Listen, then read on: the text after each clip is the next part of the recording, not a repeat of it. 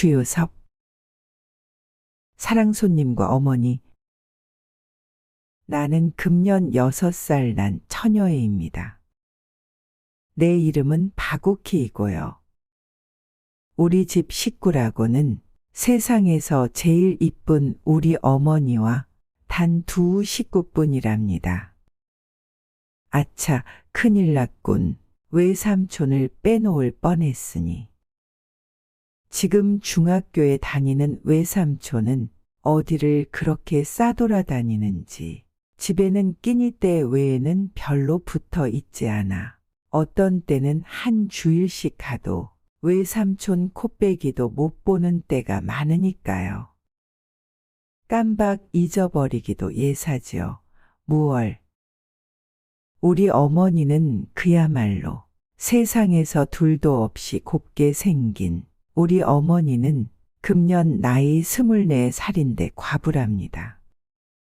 과부가 무엇인지 나는 잘 몰라도 하여튼 동리 사람들이 날더러 과부 딸이라고들 부르니까 우리 어머니가 과부인 줄을 알죠.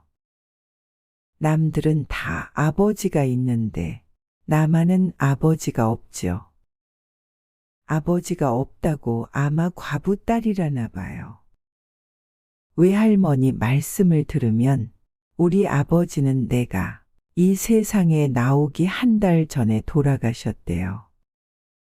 우리 어머니하고 결혼한 지는 1년 만이고요. 우리 아버지의 본집은 어디 멀리 있는데 마침 이 동리 학교에 교사로 오게 되었기 때문에 결혼 후에도 우리 어머니는 시집으로 가지 않고 여기 이 집을 사고 바로 이 집은 우리 외할머니 댁 옆집이죠. 여기서 살다가 1년이 못 되어 갑자기 돌아가셨대요.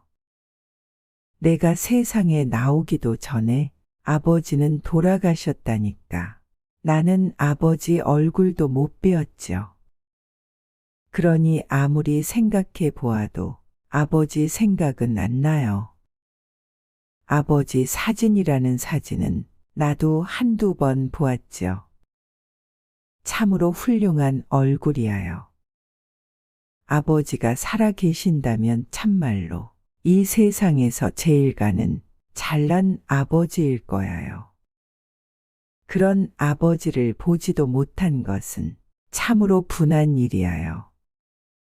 그 사진도 본 지가 퍽 오래되었는데 이전에는 그 사진을 늘 어머니 책상 위에 놓아 두시더니 외할머니가 오시면 오실 때마다 그 사진을 치우라고 늘 말씀하셨는데 지금은 그 사진이 어디 있는지 없어졌어요. 언젠가 한번 어머니가 나 없는 동안에 몰래 장롱 속에서 무엇을 꺼내 보시다가 내가 들어오니까 얼른 장롱 속에 감추는 것을 내가 보았는데 그게 아마 아버지 사진인 것 같았어요. 아버지가 돌아가시기 전에 우리가 먹고 살 것을 남겨놓고 가셨대요. 작년 여름에 아니로군. 가을이 다 되어서군요. 하루는 어머니를 따라서 여기서 한심 리나가서 조그만 산이 있는 데를 가서 거기서 밤도 따먹고 또 그 산 밑에 초가집에 가서 닭고깃국을 먹고 왔는데 거기 있는 땅이 우리 땅이래요. 거기서 나는 추수로 밥이나 굶지 않게 된다고요. 그래도 반찬 사고 과자 사고 할 돈은 없대요. 그래서 어머니가 다른 사람의 바느질을 맡아서 해주죠. 바느질을 해서 돈을 벌어서 그걸로 청어도 사고 달걀도 사고 내가 먹을 사탕도 사고 한다고요. 그리고 우리 집 정말 식구는 어머니와 나와 단 2뿐인데 아버님이 계시던 사랑방이 비어 있으니까 그 방도 쓸 겸 또 어머니의 잔심부름도 좀 해줄 겸 해서 우리 외삼촌이 사랑방에 와 있게 되었대요. 금년 봄에는 나를 유치원에 보내준다고 해서 나는 너무나 좋아서 동무 아이들한테 실컷 자랑을 하고 나서 집으로 돌아오노라니까. 사랑해서 큰 외삼촌이 우리 집 사랑에 와 있는 외삼촌의 형님 말이야요. 웬 한 낯선 사람 하나와 앉아서 이야기를 하고 있었습니다. 큰 외삼촌이 나를 보더니 오키야, 하고 부르겠죠.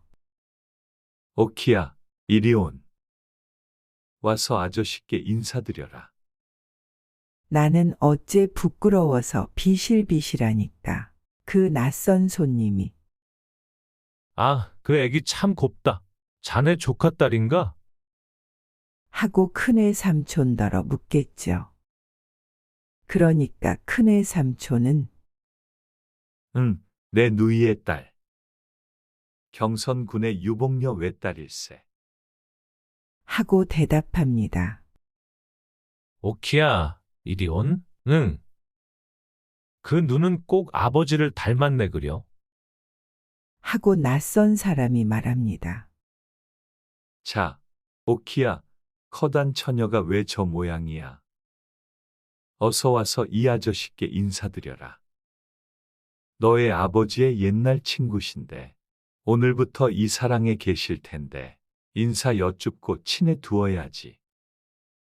나는 이 낯선 손님이 사랑방에 계시게 된다는 말을 듣고 갑자기 즐거워졌습니다.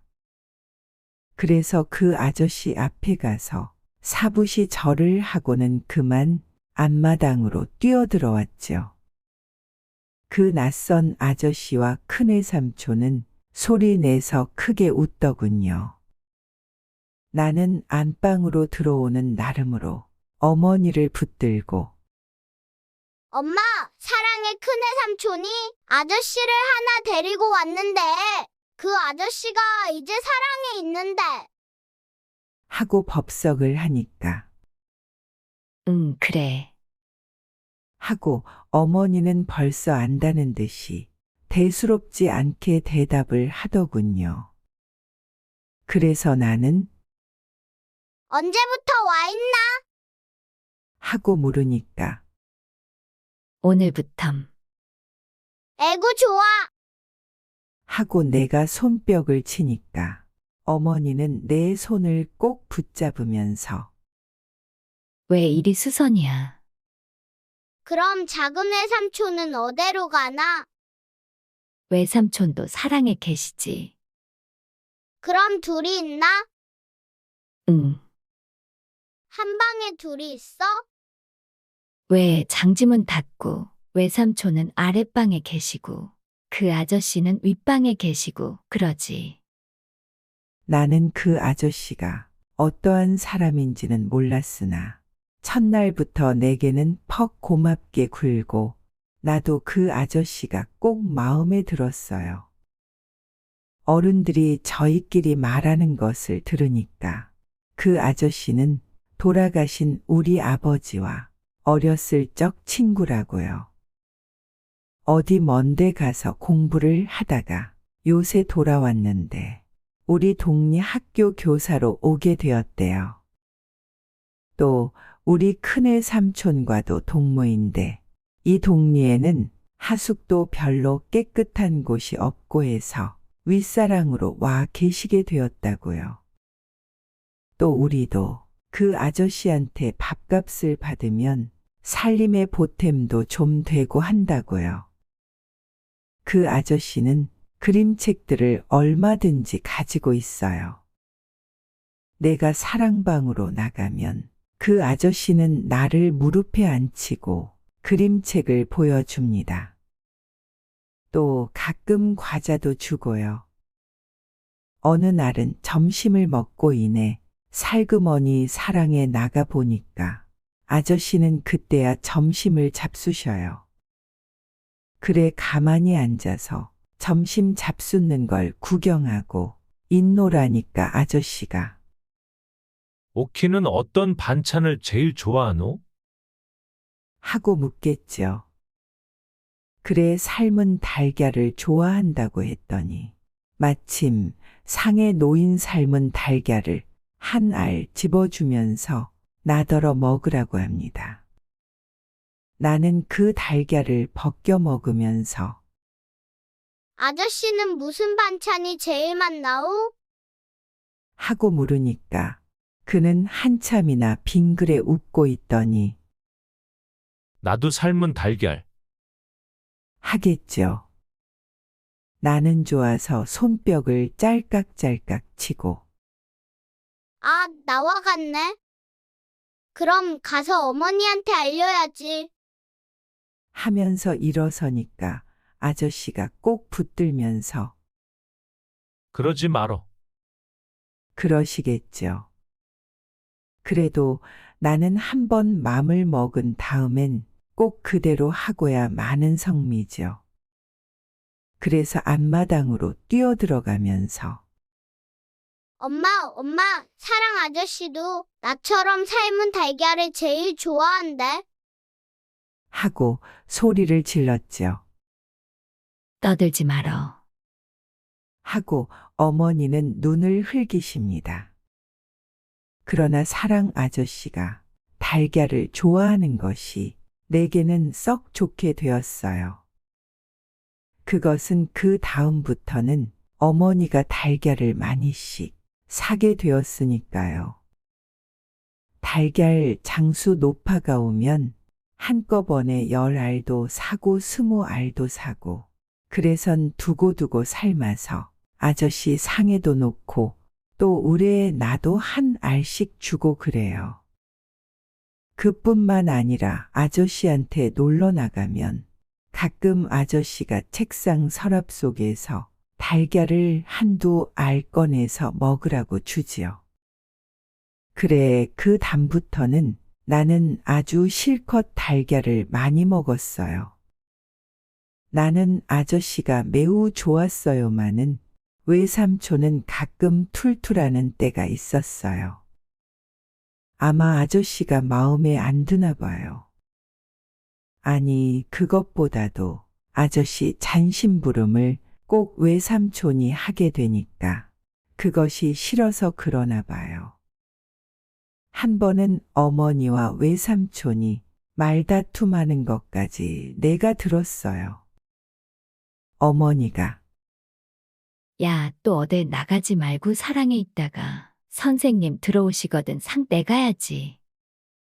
하고 말씀하시니까 외삼촌은 얼굴을 찡그리면서 제길, 남 어디 좀 볼 일이 있는 날은 을에 끼니 때에 안 들어오고 늦어지니. 하고 툴툴하겠죠. 그러니까 어머니는 그러니 어쩌겠니? 너밖에 사랑 출입할 사람이 어디 있니? 누님이 좀 상들고 나가구려. 요새 세상에 내외합니까? 어머니가 갑자기 얼굴이 발개지시고 아무 대답도 없이 그냥 외삼촌에게 향하여 눈을 흘기셨습니다. 그러니까 외삼촌은 흥흥 웃으면서 사랑으로 나갔죠. 나는 유치원에 가서 창가도 배우고 댄스도 배우고 하였습니다. 유치원 여자 선생님이 풍금을 아주 썩 잘 타요. 그런데 우리 유치원에 있는 풍금은 예배당에 있는 풍금과는 아주 다른데 퍽 조그마한 것이지만은 소리는 썩 좋아요. 그런데 우리 집 윗간에도 유치원 풍금과 똑같이 생긴 것이 놓여 있는 것이 갑자기 생각이 났어요. 그래, 그날 나는 집으로 오는 길로 어머니를 끌고 윗간으로 가서 엄마, 이거 풍금 아니요? 하고 물으니까 어머니는 빙그레 웃으시면서 그렇단다. 그건 어찌 알았니? 우리 유치원에 있는 풍금이 이것과 똑같은데 무얼? 그럼 엄마도 풍금 탈 줄 아오? 하고 나는 다시 물었습니다. 그것은 내가 이때껏 한 번도 어머니가 풍금 앞에 앉은 것을 본 일이 없기 때문입니다. 어머니는 아무 대답도 아니하십니다. 엄마, 이 풍금 좀 타봐. 하고 재촉하니까 어머니 얼굴은 약간 흐려지면서 그 풍금은 너의 아버지가 날 사다 주신 거란다. 너의 아버지 돌아가신 후로 그 풍금은 이때까지 뚜껑도 한번 안 열어보았다. 이렇게 말씀하시는 어머니 얼굴을 보니까 금방 또 울음보가 터질 것만 같아 보여서 나는 그만 엄마, 나 사탕 주워. 하면서 아랫방으로 끌고 내려왔습니다. 아저씨가 사랑에 와 계신지 벌써 여러 밤을 잔 뒤입니다. 아마 한 달이나 되었죠. 나는 거의 매일 아저씨 방에 놀러 갔습니다. 어머니는 나더러 그렇게 가서 귀찮게 굴면 못 쓴다고 가끔 꾸지람을 하시지만 정말이지 나는 조금도 아저씨를 귀찮게 굴지는 않았습니다. 도리어 아저씨가 나를 귀찮게 굴었죠. 오키 눈이 아버지를 닮았다. 고 고운 코는 아마 어머니를 닮았지. 고 입하고. 응, 그러냐? 안 그러냐? 어머니도 오키처럼 곱지. 응? 이렇게 여러 가지로 물을 적도 있습니다. 그래서 나는 아저씨, 새 우리 엄마 못 봤어. 하고 물었더니 아저씨는 잠잠합니다. 그래 나는 우리 엄마 보러 들어갈까? 하면서 아저씨 소매를 잡아당겼더니 아저씨는 펄쩍 뛰면서 아니, 안 돼. 난 지금 분주해. 하면서 나를 잡아 끌었습니다. 그러나 정말로는 무어 그리 분주하지도 않은 모양이었어요. 그러기에 나더러 가란 말도 않고 그냥 나를 붙들고 앉아서 머리도 쓰다듬어 주고 뺨에 입도 맞추고 하면서 요 저고리 누가 해주지? 밤에 엄마하고 한자리에서 자니? 하는 등 쓸데없는 말을 자꾸만 물었죠. 그러나 웬일인지 나를 그렇게도 귀여워해 주던 아저씨도 아랫방에 외삼촌이 들어오면 갑자기 태도가 달라지죠. 이것저것 묻지도 않고 나를 껴안지도 않고 점잖게 앉아서 그림책이나 보여주고 그러죠. 아마 아저씨가 우리 외삼촌을 무서워하나 봐요. 하여튼 어머니는 나더러 너무 아저씨를 귀찮게 한다고 어떤 때는 저녁 먹고 나서 나를 방 안에 가두어 두고 못 나가게 하는 때도 덜어 있었습니다. 그러나 조금 있다가 어머니가 바느질에 정신이 팔려서 골몰하고 있을 때 몰래 가만히 일어나서 나오죠.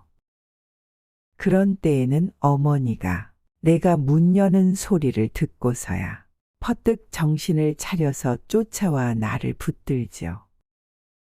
그러나 그런 때는 어머니는 고를 아니 내시고 이리 와서 머리 빗고. 하고 끌어다가 머리를 다시 곱게 따주시죠. 머리를 곱게 닦고 가야지. 그렇게 되는 대로 하고 가면 아저씨가 숭보시지 않니? 하시면서 또 어떤 때에는 머리를 다 따주시고는 저고리가 이게 무엇야? 하시면서 새 저고리를 내어주시는 때도 있습니다. 어떤 토요일 오후였습니다. 아저씨는 나더러 뒷동산에 올라가자고 하셨습니다. 나는 너무나 좋아서 가자고 그러니까 아저씨가 들어가서 어머니께 허락받고 온. 하십니다. 참 그렇습니다. 나는 뛰어들어가서 어머니께 허락을 받았습니다. 어머니는 내 얼굴을 다시 세수시켜주고 머리도 다시 닦고 그리고 나서는 나를 아스러지도록 한 번 몹시 껴안았다가 놓아주었습니다. 너무 오래 있지 말고. 응. 하고 어머니는 크게 소리치셨습니다. 아마 사랑 아저씨도 그 소리를 들었을 거야요. 뒷동산에 올라가서는 정거장을 한참 내려다보았으나 기차는 안 지나갔습니다. 나는 풀잎을 쭉쭉 뽑아 보기도 하고 땅에 누운 아저씨의 다리를 꼬집어 보기도 하면서 놀았습니다. 한참 후에 아저씨와 손목을 잡고 내려오는데 유치원 동무들을 만났습니다. 오키가 아빠하고 어디 갔다 온다. 하고 한 동무가 말하였습니다. 그 아이는 우리 아버지가 돌아가신 줄을 모르는 아이였습니다. 나는 얼굴이 빨개졌습니다. 그때 나는 얼마나 이 아저씨가 정말 우리 아버지였더라면 하고 생각했는지 모릅니다. 나는 정말로 한 번만이라도 아빠, 하고 불러보고 싶었습니다. 그리고 그날 그렇게 아저씨하고 손목을 잡고 골목을 지나오는 것이 어찌도 재미가 좋았는지요. 나는 대문까지 와서 난 아저씨가 우리 아빠라면 좋겠다. 하고 불쑥 말해버렸습니다. 그랬더니 아저씨는 얼굴이 홍당무처럼 빨개져서 나를 몹시 흔들면서 그런 소리함은 못 써. 하고 말하는데 그 목소리가 몹시도 떨렸습니다. 나는 아저씨가 몹시 성이 난 것처럼 보여서 아무 말도 못하고 안으로 뛰어들어갔습니다. 어머니가 어디까지 갔던? 하고 나와 안으며 묻는데 나는 대답도 못하고 그만 훌쩍훌쩍 울었습니다. 어머니는 놀라서 오키야, 왜 그러니? 하고 자꾸만 물었으나 나는 아무 대답도 못하고 울기만 했습니다. 이튿날은 일요일이어서 나는 어머니와 함께 예배 당일을 가려고 차리고 나서 어머니가 옷을 갈아입는 동안 잠깐 사랑회를 나가 보았습니다. 아저씨가 아직도 성이 났나? 하고 가만히 방 안을 들여다보았더니 책상에 앉아서 무엇을 쓰고 있던 아저씨가 내다보면서 빙그레 웃었습니다. 그 웃음을 보고 나는 마음을 놓았습니다. 아저씨가 지금은 성이 풀린 것이 확실하니까요. 아저씨는 나를 이리 보고 저리 보고 훑어보더니 오키 오늘 어디 가노?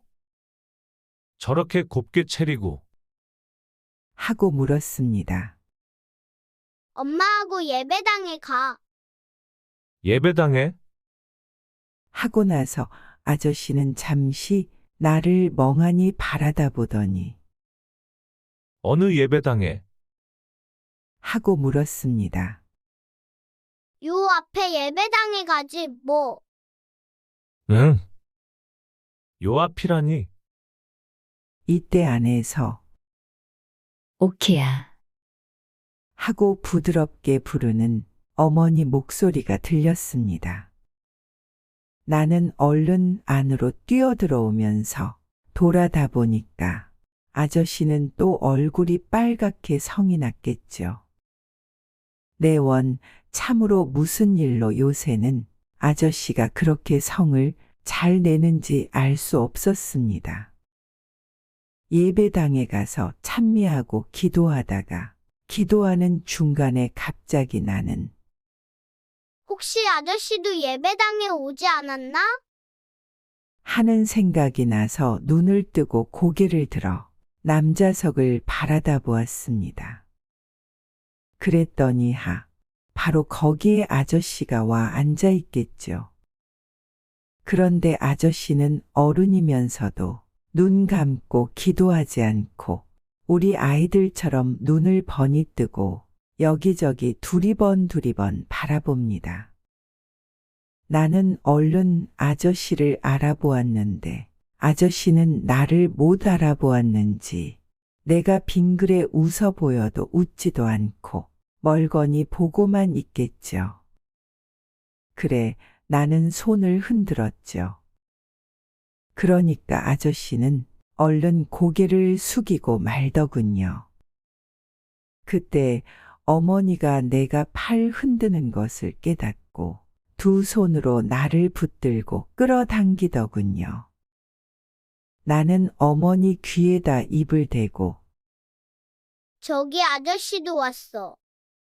하고 속삭이니까 어머니는 흠칫하면서 내 입을 손으로 막고 막 잡아 끌어다가 옆에 앉히고 고개를 누르더군요. 보니까 어머니도 얼굴이 홍당무처럼 빨개졌더군요. 그날 예배는 아주 젬병이었죠. 웬일인지 예배가 다 끝날 때까지 어머니는 성이 나서 강대만 향하여 앞으로 바라보고 앉았고 이전 모양으로 가끔 나를 내려다보고 웃는 일이 없었어요. 그리고 아저씨를 보려고 남자석을 바라다 보아도 아저씨도 한 번도 바라다 보아 주지도 않고 성이 나서 앉아 있고 어머니도 나를 보지도 않고 공연히 꽉꽉 잡아당기죠. 왜 모두들 그리 성이 났는지. 나는 그만 의학하고 한번 울고 싶었어요. 그러나 바로 멀지 않은 곳에 우리 유치원 선생님이 앉아 있어서 울고 싶은 것을 아주 억지로 참았습니다. 내가 유치원에 입학한 후 처음 얼마 동안은 유치원에 갈 때나 올 때나 외삼촌이 발에다 주었습니다. 그러나 여러 밤을 자고 난 뒤에는 나 혼자서도 넉넉히 다니게 되었어요. 그러나 언제나 내가 유치원에서 돌아오는 때이면 어머니가 옆대문, 우리 집에는 대문이 사랑대문과 옆대문 둘이 있어서 어머니는 늘 이 옆대문으로만 출입하시는 것이었습니다. 밖에 기다리고 섰다가 내가 다름질 쳐 가면 앉고 집 안으로 들어가곤 하는 것이었습니다. 그런데 하루는 어쩐 일인지 어머니가 대문가에 보이지를 않겠죠. 어떻게도 화가 나던지요. 물론 머릿속으로는 아마 외할머니 댁에 가셨나 보다. 하고 생각했지만은 하여튼 내가 돌아왔는데 문간에서 기다리지 않고 집을 떠났다는 것이 몹시 나쁘게 생각되더군요. 그래서 속으로 오늘 엄마를 좀 골려야겠다 하고 생각하고 있는데 옆대문 밖에서 아이고, 애가 원 벌써 왔나? 하고 어머니 목소리가 들리더군요. 그 순간 나는 얼른 신을 벗어 들고 안방으로 뛰어들어가서 벽장문을 열고 그 속에 들어가서 숨어버렸습니다. 오키야, 오키 너 여태 안 왔니? 하는 어머니 목소리가 바로 뜰에서 나더니 여태 안 왔군. 하면서 밖으로 나가는 모양이었습니다. 나는 재미가 나서 혼자 흥흥 웃었습니다. 한참을 있더니 집에는 온통 야단이 났습니다. 어머니 목소리도 들리고 외할머니 목소리도 들리고 외삼촌 목소리도 들리고 글쎄 하루 종일 집이라곤 안 떠났다가 오키 유치원 파하고 오면 먹일 과자가 없기에 어머님 댁에 잠깐 갔다 왔는데 그 동안에 이런 변이 생긴 걸. 하는 것은 어머니 목소리. 글쎄, 유치원에서 벌써 20분 전에 떠났다는데 원 중간에서. 하는 것은 외할머니 목소리. 하여튼 내 나가서 돌아댕겨 보래다. 원 그것이 어딜 갔담? 하는 것은 외삼촌의 목소리. 이윽고 어머니의 울음소리가 가늘게 들렸습니다. 외할머니는 무얼하고 중얼중얼 이야기하는 모양이었습니다. 이젠 그만하고 나갈까? 하고도 생각했으나 지난 주일날 예배당에서 성냈던 안가품을 해야지 하는 생각이 나서 나는 그냥 벽장 안에 누워 있었습니다. 벽장 안은 답답하고 더웠습니다. 그래서 이윽고 부지 중에 나는 슬며서 잠이 들고 말았습니다. 얼마 동안이나 잤는지요. 이윽고 잠을 깨어보니까 아까 내가 벽장 안으로 들어왔던 것을 잊어버리고 참 이상스러운 데에 내가 누워 있거든요. 어두컴컴하고 좁고 덥고. 나는 갑자기 무서운 생각이 나서 엉엉 울기 시작했죠. 그러자 갑자기 어디 가까운 데서 어머니의 외마디 소리가 나더니 벽장 문이 벌컥 열리고 어머니가 달려들어서 나를 안아 내렸습니다. 요 망할 거사. 하면서 어머니가 내 엉덩이를 대번 때렸습니다. 나는 더욱더 소리를 내서 울었습니다. 그때 어머니는 나를 끌어안고 어머니도 따라 울었습니다. 오키야, 오키야, 응, 인제 괜찮다. 엄마 여기 있지 않니? 응. 울지 마라, 오키야. 엄마는 오키 하나면 그뿐이다. 오키 하나만 바라고 산다. 난 너 하나면 그뿐이야. 세상 다 일이 없다. 오키만 있으면 엄마는 산다.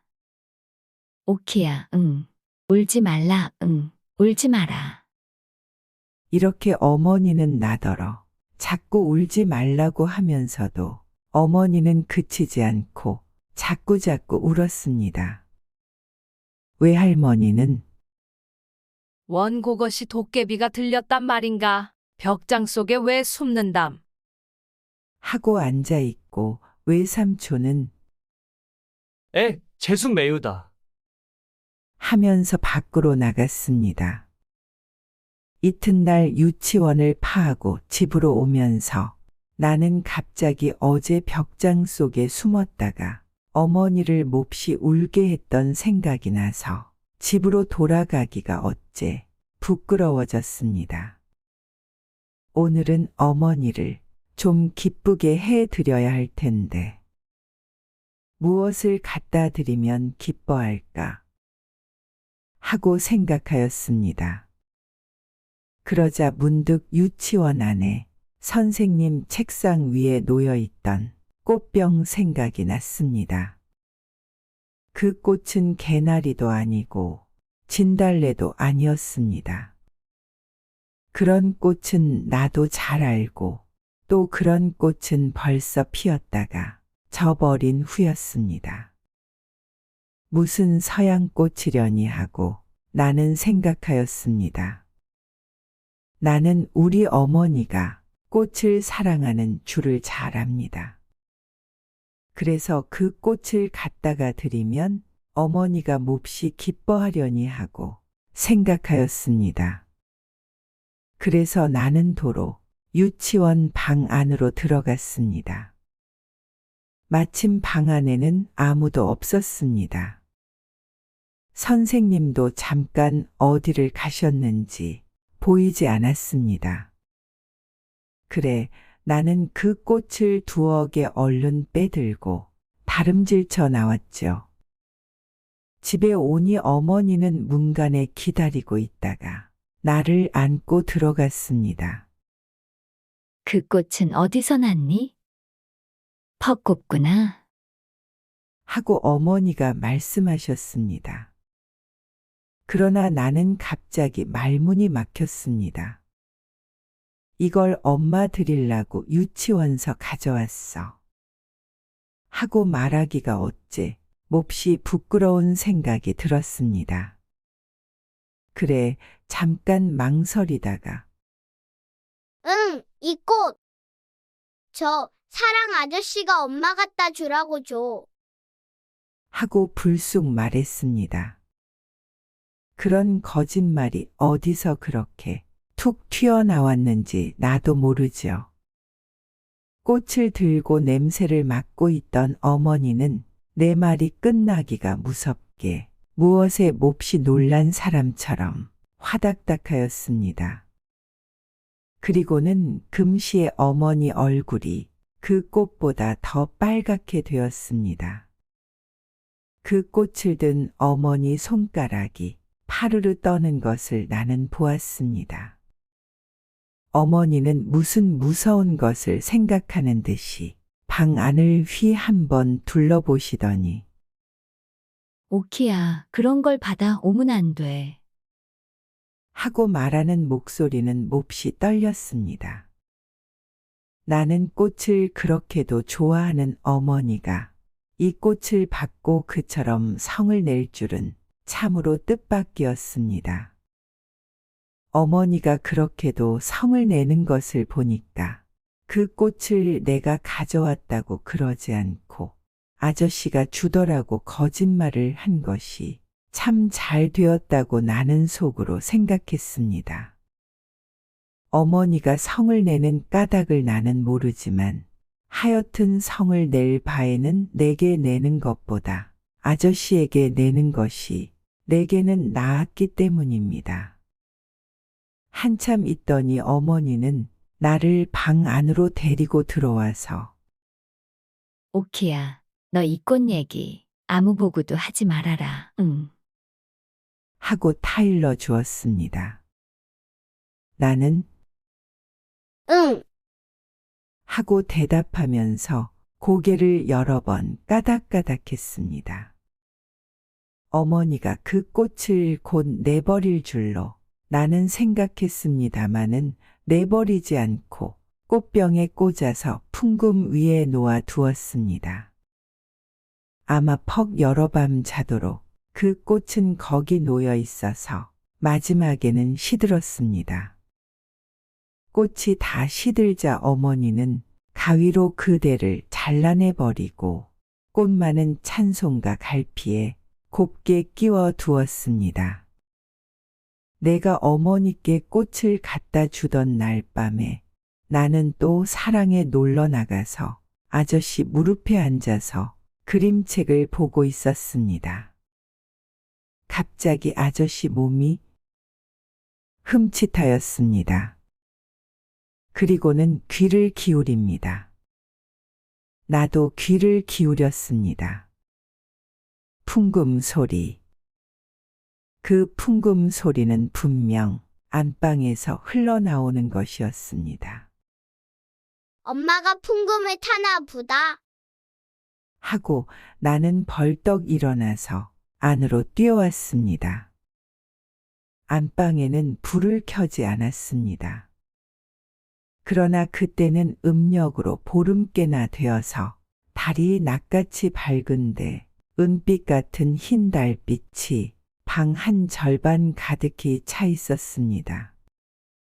나는 그 흰 옷을 입은 어머니가 풍금 앞에 앉아서 고요히 풍금을 타는 것을 보았습니다. 나는 나이 지금 6살밖에 안 되었지만은 하여튼 어머니가 풍금을 타시는 것을 보는 것은 오늘이 처음이었습니다. 어머니는 우리 유치원 선생님보다도 풍금을 더 잘 타시는 것이었습니다. 나는 어머니 곁으로 갔습니다마는 어머니는 내가 곁에 온 것도 깨닫지 못하는지 그냥 까딱 아니하고 앉아서 풍금을 탔습니다. 조금 있더니 어머니는 풍금 곡조에 맞추어 노래를 부르기 시작하였습니다. 어머니의 목소리가 그렇게 아름다운 것도 나는 이때까지 모르고 있었습니다. 어머니는 참으로 우리 유치원 선생님보다도 목소리가 훨씬 더 곱고 또 노래도 훨씬 더 잘 부르시는 것이었습니다. 나는 가만히 서서 어머니 노래를 들었습니다. 그 노래는 마치도 은시를 타고 별나라에서 내려오는 노래처럼 아름다웠습니다. 그러나 얼마 오래지 않아 목소리는 약간 떨리기 시작했습니다. 가늘게 떨리는 노랫소리, 그에 따라 풍금에 가는 소리도 바르르 떠는 듯 했습니다. 노랫소리는 차차 가늘어지더니 마지막에는 사르르 없어져 버렸습니다. 풍금 소리도 사르르 없어졌습니다. 어머니는 고요히 일어나시더니 옆에 섰는 내 머리를 쓰다듬었습니다. 그 다음 순간 어머니는 나를 안고 마루로 나오셨습니다. 어머니는 아무 말씀도 없이 그냥 꼭꼭 껴안는 것이었습니다. 달빛을 한박 받은 내 어머니 얼굴은 몹시도 새하얗다고 생각되었습니다. 우리 어머니는 참으로 천사 같다고 생각하였습니다. 우리 어머니의 새하얀 두 뺨 위로는 쉴 새 없이 두 줄기 눈물이 줄줄 흘러내리고 있는 것을 나는 보았습니다. 그것을 보니 나도 갑자기 울고 싶어졌습니다. 어머니 왜 울어? 하고 나도 훌쩍거리면서 물었습니다. 오키야. 응? 한참 동안 어머니는 아무 말씀도 없었습니다. 그러다가 한참 후에 오키야. 난 너 하나면 그뿐이다. 엄마, 어머니는 다시 대답이 없으셨습니다. 하루는 밤에 아저씨 방에서 놀다가 졸려서 안방으로 들어오려고 일어서니까 아저씨가 하얀 봉투를 서랍에서 꺼내어 내게 주었습니다. 오키, 이거 갖다가 엄마 드리고 지나간 달 밥값이라고, 응? 나는 그 봉투를 갖다가 어머니에게 드렸습니다. 어머니는 그 봉투를 받아들자 갑자기 얼굴이 파랗게 질렸습니다. 그 전날 달밤에 마루에 앉았을 때보다도 더 새하얗다고 생각되었습니다. 어머니는 그 봉투를 들고 어쩔 줄을 모르는 듯이 초조한 빛이 나타났습니다. 나는 그거 지나간 달 밥값이래. 하고 말을 하니까 어머니는 갑자기 잠자다 깨나는 사람처럼 응. 하고 놀라더니 또 금시에 백지장같이 새하얗던 얼굴이 발갛게 물들었습니다.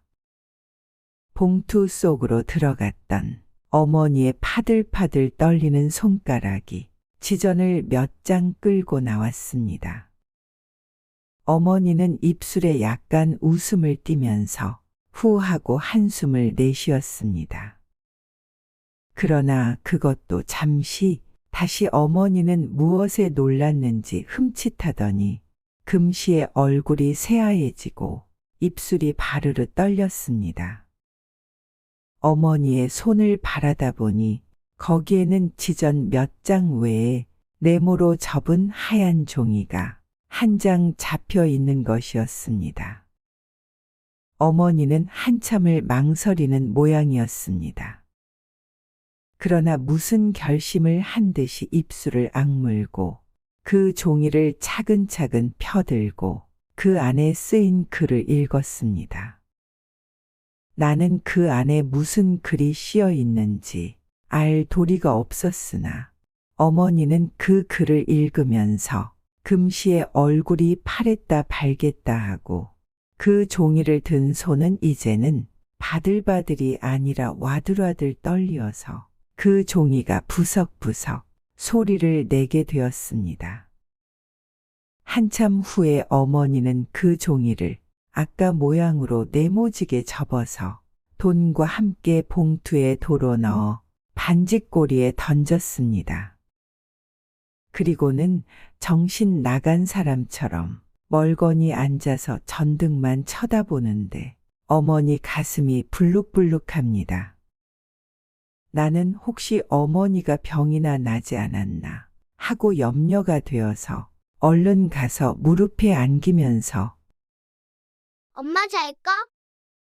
하고 말했습니다. 엄마는 내 뺨에 입을 맞추어 주었습니다. 그런데 어머니의 입술이 어쩌면 그리도 뜨거운지요. 마치 불에 달군 돌이 볼에 와 닿는 것 같았습니다. 한참을 자고 나서 잠이 채 깨지는 않았으나 어렴풋한 정신으로 옆을 쓸어보니 어머니가 없었습니다. 가끔 가다가 나는 그런 버릇이 있어요. 어렴풋한 정신으로 옆을 쓸면 어머니의 보드라운 살이 만져지죠. 그러면 다시 나는 잠이 들어버리곤 하는 것이었습니다. 어머니가 자리에 없다는 것을 알게 되자 나는 갑자기 무서워졌습니다. 그래서 잠은 다 달아나고 눈을 번쩍 뜨고 고개를 돌려 살펴보았습니다. 방 안에는 불은 안 켰지만 어슴푸레하게 밝습니다. 뜰로 하나 가득한 달빛이 방 안에까지 희미한 밝음을 던져주는 것이었습니다. 윗목을 보니 우리 아버지의 옷을 넣어두고 가끔 어머니가 꺼내서 쓸어보시는 그 장롱문이 열려 있고 그 아래 방바닥에는 흰옷이 한 무더기 널려 있습니다. 그리고 그 옆에는 장롱을 반쯤 기대고 자리옷만 입은 어머니가 주춤하고 앉아서 고개를 위로 쳐들고 눈을 감고 무엇이라고 입술로 소곤소곤 외고 있는 것이 보였습니다. 아마 기도를 하나보다 하고 나는 생각했습니다. 나는 자리에서 일어나서 기어가서 어머니 무릎을 뻐개고 기어 들어갔습니다. 엄마, 뭐래? 어머니는 소곤거리기를 그치고 눈을 떠서 나를 한참이나 물끄러미 들여다보십니다. 오키야, 응? 가서 자자. 엄마도 같이 자. 응, 그래, 엄마도 같이 자. 그 목소리가 어째 싸늘하다고 내게 생각되었습니다. 어머니는 돌아가신 아버지의 옷들을 한 가지씩 들고는 가만히 손바닥으로 쓸어보고는 장롱 안에 넣었습니다. 하나씩 하나씩 장롱에 넣곤 하여 그 옷을 넣은 다음 장롱문을 닫고 쇠를 채우고 그리고 나서 나를 안고 자리로 돌아왔습니다. 엄마, 우리 기도하고 자. 하고 나는 물었습니다. 어머니는 나를 밤마다 재워줄 때마다 반드시 기도를 하는 것이었습니다. 내가 할 줄 아는 기도는 주기도문뿐이었습니다. 그 뜻은 하나도 모르지만 어머니를 따라서 자꾸자꾸 해보아서 지금에는 나도 주기도문을 잘 외웁니다. 그런데 웬일인지 어젯밤 잘 때에는 어머니가 기도할 것을 잊어버리고 그냥 잤던 것이 지금 생각이 났기 때문에 나는 그렇게 물었던 것입니다. 어젯밤 자리에 들 때 내가 기도할까? 하고 말하고 싶었으나 어머니가 너무도 슬픈 빛을 띠고 있어서 그만 나도 가만히 아무 소리 없이 잠이 들고 말았던 것입니다. 응, 기도하자. 하고 어머니가 고요히 기도했습니다. 엄마가 기도해. 하고 나는 갑자기 어머니의 기도하는 보드라운 음성이 듣고 싶어져서 말했습니다. 하늘에 계신 우리 아버지시여. 어머니는 고요히 기도를 시작하였습니다. 이름을 거룩하게 하옵시며 나라에 임하옵시며 뜻이 하늘에서 이루어진 것처럼 땅에서도 이루어지이다. 오늘날 우리에게 일용할 양식을 주옵시고 우리가 우리에게 죄 지은 자를 용서하여 준 것처럼 우리 죄를 사하여 주옵시고 우리를 시험에 들지 말게 하옵시고 우리를 시험에 들지 말게 하옵시고 시험에 들지 말게. 이렇게 어머니는 자꾸 되풀이하였습니다. 나도 지금은 막히지 않고 줄줄 외는 주기도문을 글쎄 어머니가 막히다니 참으로 우스운 일이었습니다. 시험에 들지 말게. 하고 자꾸만 되풀이하는 것을 나는 참다 못해서 엄마, 내 마저 할게. 하고 다만 악에서 구하옵소서. 대개 나라와 권세와 영광이 아버지께 영원히 있사옵나이다. 하고 내가 끝을 마쳤습니다. 어머니는 한참이나 가만히 있다가 오랜 후에야 겨우 아멘. 하고 속살거렸습니다. 요새 와서 어머니의 하는 일이란 참으로 알 수가 없는 노릇입니다. 어떤 때는 어머니도 퍽 유쾌하셨습니다. 밤에 때로는 풍금을 타고 또 때로는 찬송가도 부르고 그러실 때에는 나도 너무도 좋아서 가만히 어머니 옆에 앉아서 듣습니다. 그러나 가끔 그 독창은 소리 없는 울음으로 끝을 맺는 때가 많은데 그런 때면 나도 따라서 울었습니다.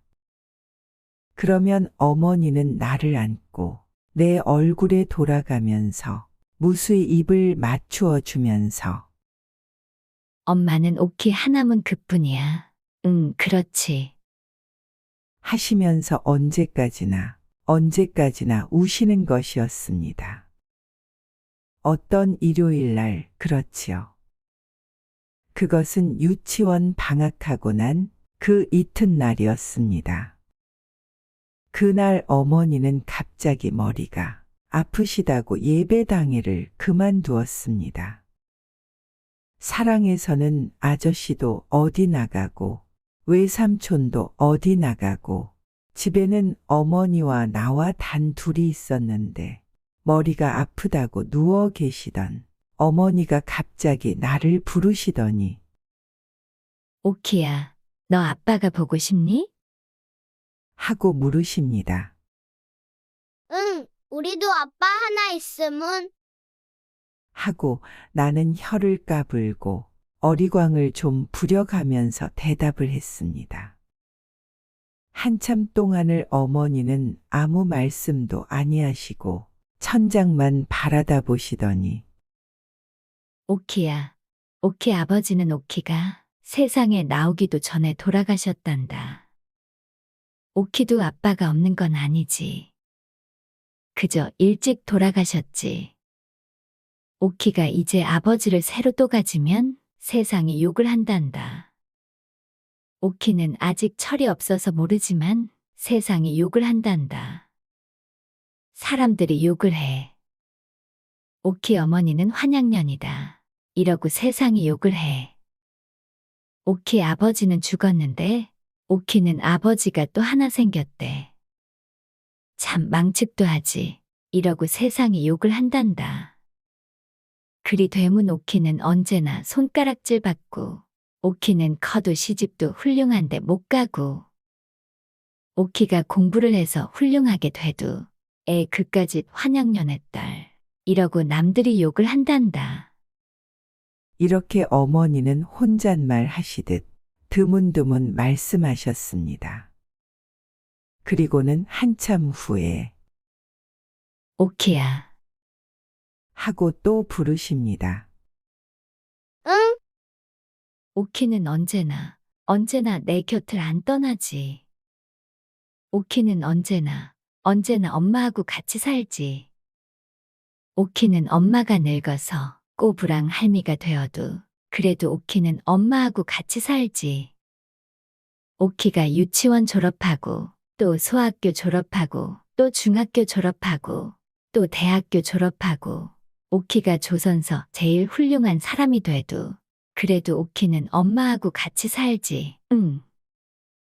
오키는 엄마를 얼만큼 사랑하나? 이만큼. 하고 나는 두 팔을 짝 벌리어 보였습니다. 응? 얼만큼? 응. 그만큼. 언제나 오키는 엄마만 사랑하지.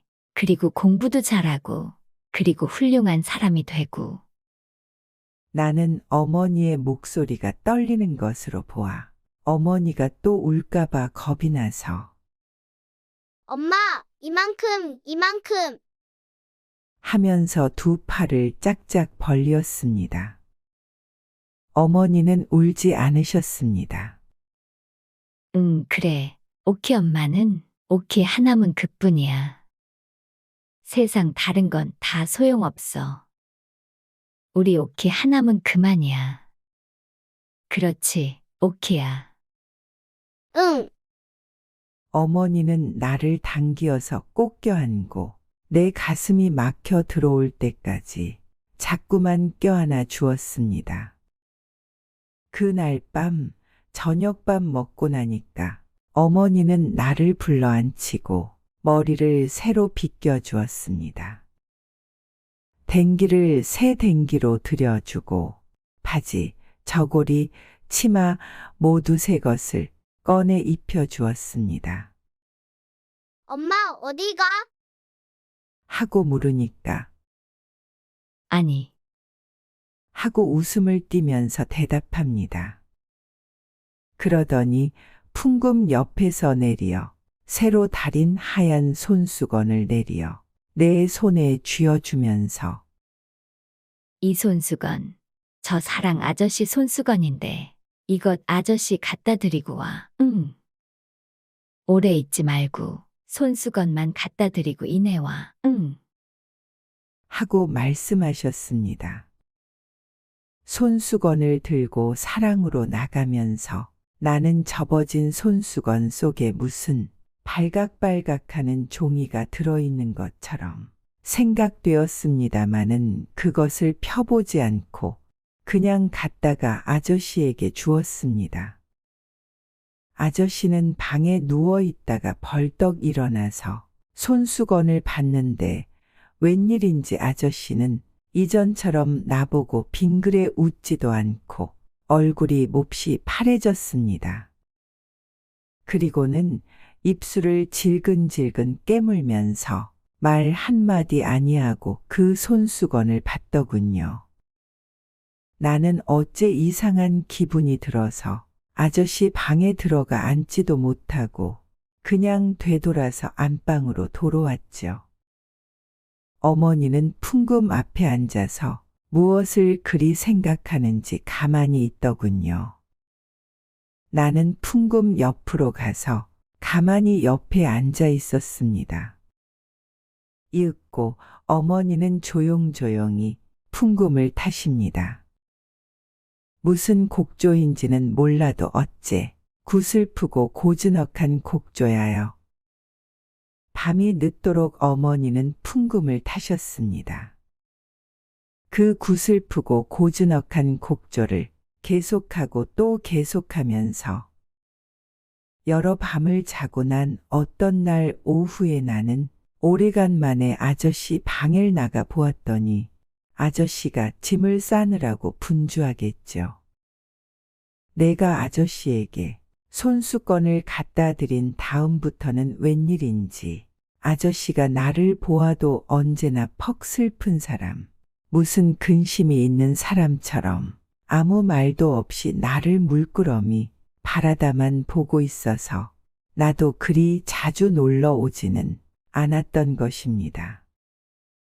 그랬었는데 이렇게 갑자기 짐을 꾸리는 것을 보고 나는 놀랐습니다. 아저씨, 어디 가우? 응, 멀리로 간다. 언제? 오늘 기차 타고. 응, 기차 타고. 갔다가 언제 또 오? 아저씨는 아무 대답도 없이 서랍에서 예쁜 인형을 하나 꺼내서 내게 주었습니다. 오키, 이것 가져.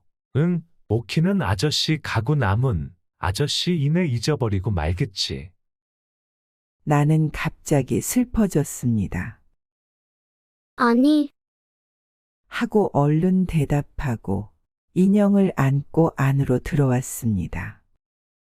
엄마, 이것 봐. 아저씨가 이것 놔줬다우. 아저씨가 오늘 기차 타고 먼 데로 간대. 하고 내가 말했으나 어머니는 대답이 없으십니다. 엄마, 아저씨 왜 가우? 학교 방학했으니깐 가지. 어디로 가우? 아저씨 집으로 가지 어디로 가. 갔다가 또 오? 어머니는 대답이 없으십니다. 난 아저씨 가는 거 나쁘다. 하고 입을 쫑긋했으나 어머니는 그 말에 대답 않고 오키야, 벽장에 가서 달걀 몇 알 남았나 보아라. 하고 말씀하셨습니다. 나는 깡충깡충 방 안으로 들어갔습니다.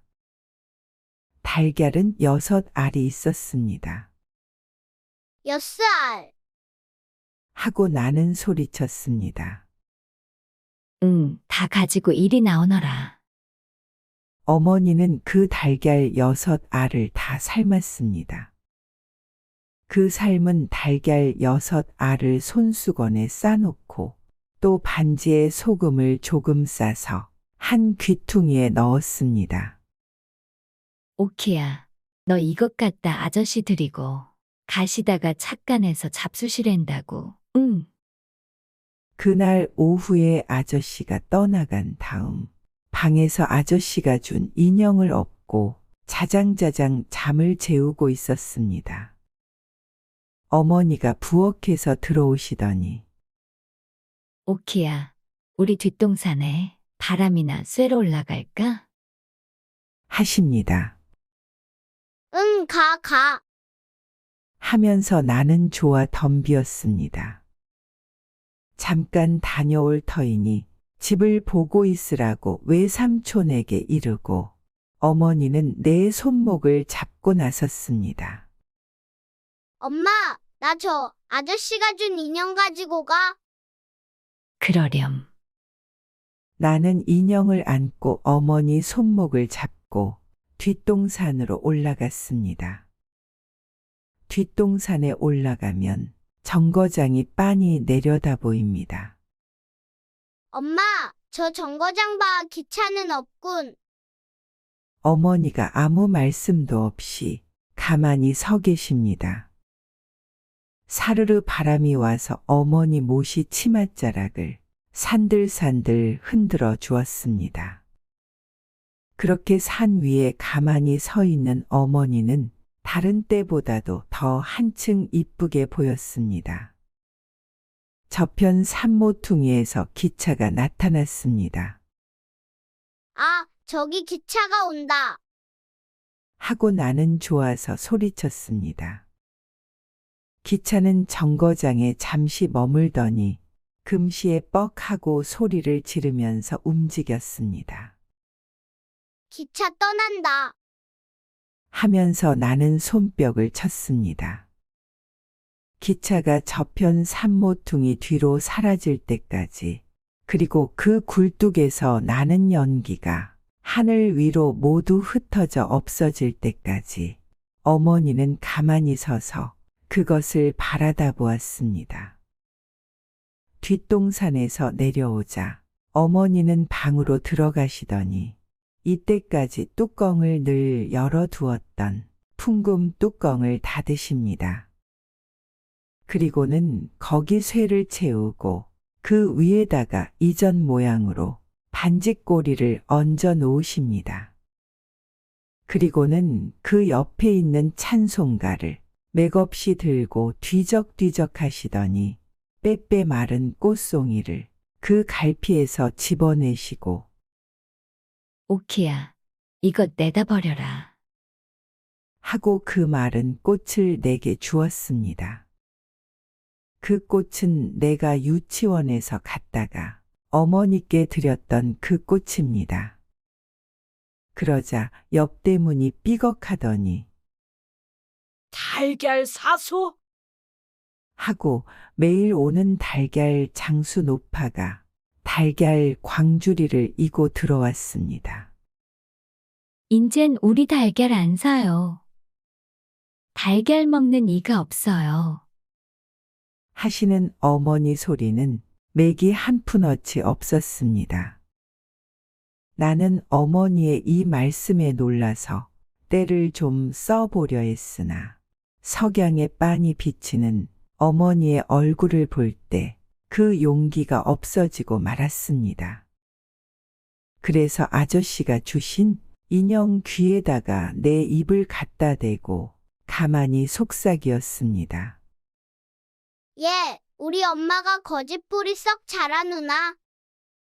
내가 달걀 좋아하는 줄을 알면서 생 먹을 사람이 없대누나.